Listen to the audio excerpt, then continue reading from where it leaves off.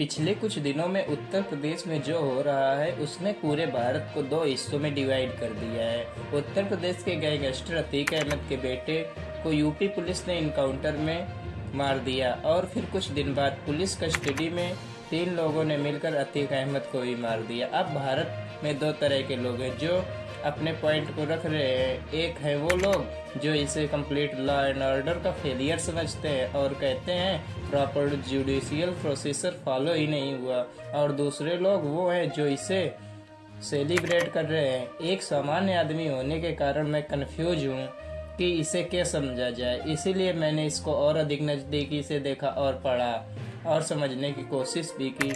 एक ऐसा इंसान जिस पर 17 साल की उम्र पर मर्डर का केस हो जाए तो वह 5 बार चुनाव जीतकर लीडर कैसे बन जाता है, और कैसे कानून तोड़ने वाले ही हमारे कानून बनाने वाले बन जाते हैं। क्राइम और पॉलिटिक्स का क्या कनेक्शन है और इसकी शुरुआत कहाँ और कैसे हुई।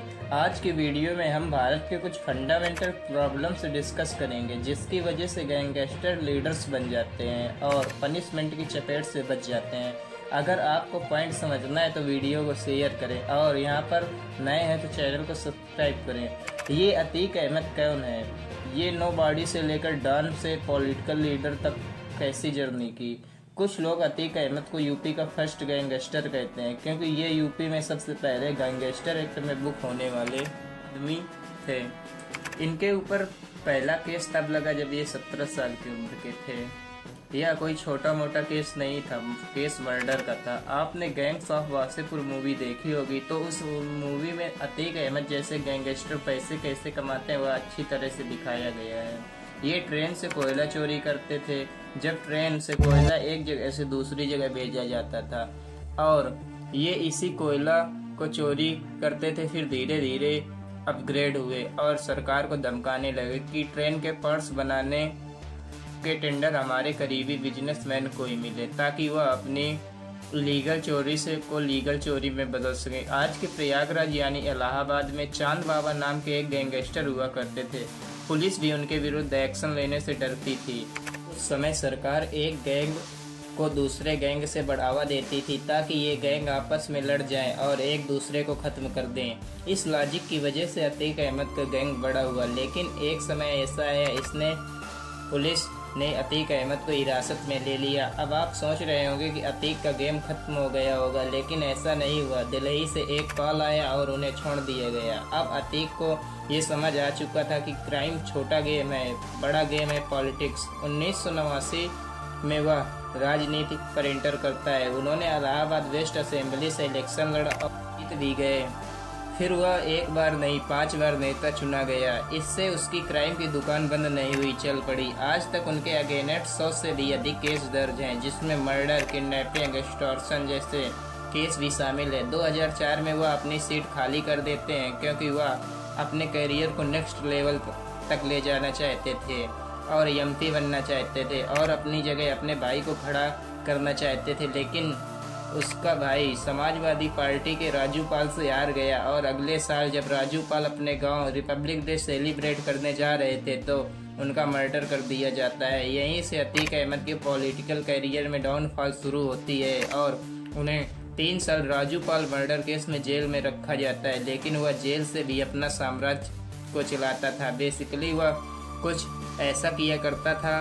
वह इलाहाबाद जेल में कैद था और इलाहाबाद उसका ही एरिया था और वह क्रिमिनल एम्पायर जेल से ही ऑपरेट किया करता था। 2017 में उन्हें इलाहाबाद से देवरिया शिफ्ट किया गया।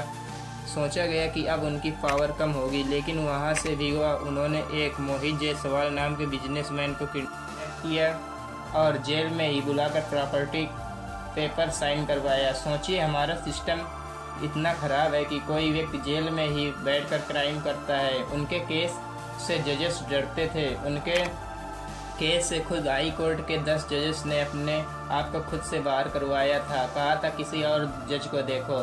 इसके बाद बरेली, इलाहाबाद और गुजरात के साबरमती जेल तक उन्हें कंसिस्टेंटली मूव किया जाता था। यूपी पुलिस कहती है कि अतीक अहमद की ISIS और लश्कर-ए-तैयबा नामक आतंकी संगठन से कनेक्शन है और उन्हें कन्फेस भी किया गया था। इन्वेस्टिगेशन जारी है, तभी उन्हें मेडिकल के लिए इलाहाबाद लाया जाता है। तभी 3 युवकों द्वारा उनको गोली मार दी जाती है। अब कुछ सवाल ऐसे हैं जो लाजमी हैं और काफ़ी महत्वपूर्ण है। अब पहला प्रश्न यह है कि ये तीनों क्रिमिनल के द्वारा जो कट्टा प्रयोग किया गया वो मेड इन टर्की है और वहाँ से फिर पाकिस्तान में इंपोर्ट होता है, वो इन तीनों क्रिमिनल्स के हाथ में आए कैसे। दूसरा प्रश्न यह है कि अतीक के मेडिकल सेंटर के बाहर आने का समय इन तीनों क्रिमिनलों को पता कैसे चला, और तो और फिर इन तीनों क्रिमिनलों ने भागने की कोशिश क्यों नहीं की, सरेंडर क्यों किया। ये सारे सवाल वैलिड हैं और सिस्टम को इनका रिप्लाई देना चाहिए। अब सबसे बड़ा प्रश्न यह बनता है कि कानून तोड़ने वाले ही हमारे कानून बनाने वाले कैसे बन जाते हैं।